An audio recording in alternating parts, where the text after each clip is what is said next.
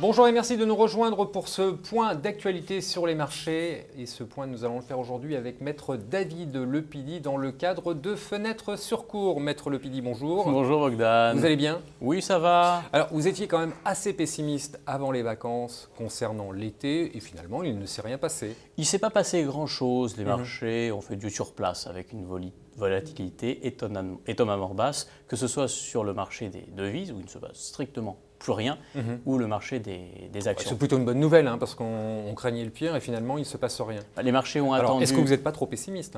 Les marchés ont attendu, si vous voulez, la décision de la Réserve fédérale sur les taux d'intérêt. Qui n'est pas venue. Comme on pouvait s'y attendre, la Réserve fédérale n'a rien fait. Pourquoi ferait-il quelque chose aujourd'hui? Vous avez une économie américaine qui a eu quand même ces dernières années un bel essor. Elle aurait dû, la Fed, monter ses taux, elle ne l'a pas fait. Et maintenant, elle se retrouve piégée puisque des statistiques économiques arrivent, elles sont moins bonnes. Et on voit bien que si elle retire sa piqûre de morphine, eh bien patatras, ça peut exploser d'un jour à l'autre. Donc elle se retrouve piégée.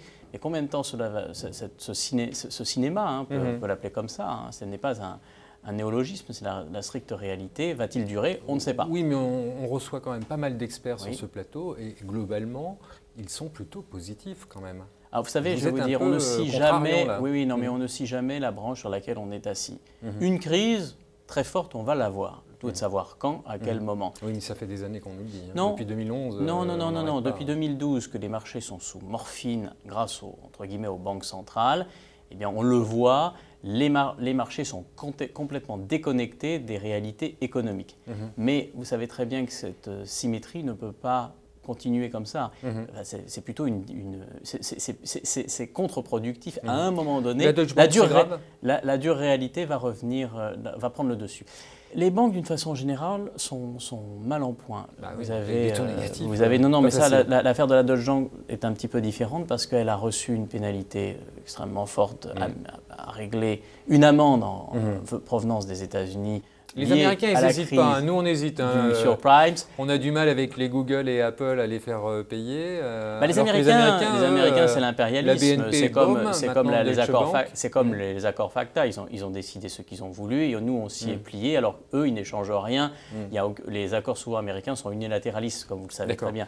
Est-ce que c'est grave là? Mais la Deutsche Bank, elle est dans une situation où évidemment, l'État interviendra dans le cas où la banque se retrouverait à court de liquidité. L'État dit non. Oui, mais parce que vous savez très bien qu'il faut une réponse politique à ces questions économiques, et notamment bancaires, que des élections législatives vont se produire en Allemagne et que du coup, il faut raison garder. Maintenant, il est évident qu'un Lehman Brothers en Europe n'aura pas lieu et que l'État interviendra. C'est quand même, ça peut provoquer une inquiétude sur le secteur bancaire, une systémie, entre guillemets. Pourquoi? Parce que les banques, souvent, se régulent entre elles, il y a des accords, elles se prêtent de l'argent. Et évidemment, une banque comme la Deutsche Bank qui a de grosses difficultés, ça n'augmente pas, si vous voulez, la confiance dans un secteur qui est assez sinistré. Les taux négatifs, ce n'est pas bon pour les revenus des banques. Maintenant, quand même, quand on regarde la profitabilité de certaines banques européennes, notamment les banques françaises, on peut quand même être assez rassuré.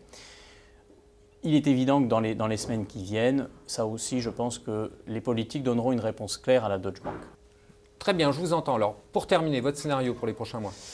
Le début octobre est souvent une période difficile. On pourrait encore avoir les montagnes russes et peut-être, pourquoi pas, une correction d'une bonne dizaine de % sur les marchés financiers, notamment sur le S&P américain avant la mi-octobre, 15-20 octobre. Ensuite, les marchés vont commencer à anticiper l'élection du nouveau président américain et avoir une meilleure fin d'année. Pourquoi pas se retrouver à début décembre, de nouveau au plus haut que l'on a vu à la fin de l'hiver, en raison notamment de l'effet de l'élection américaine. Après, ce sera une autre histoire. La réalité reprendra le dessus, malheureusement. On vous réinvitera pour en parler. Maître Lepidi, merci beaucoup. Bon, merci Bogdan.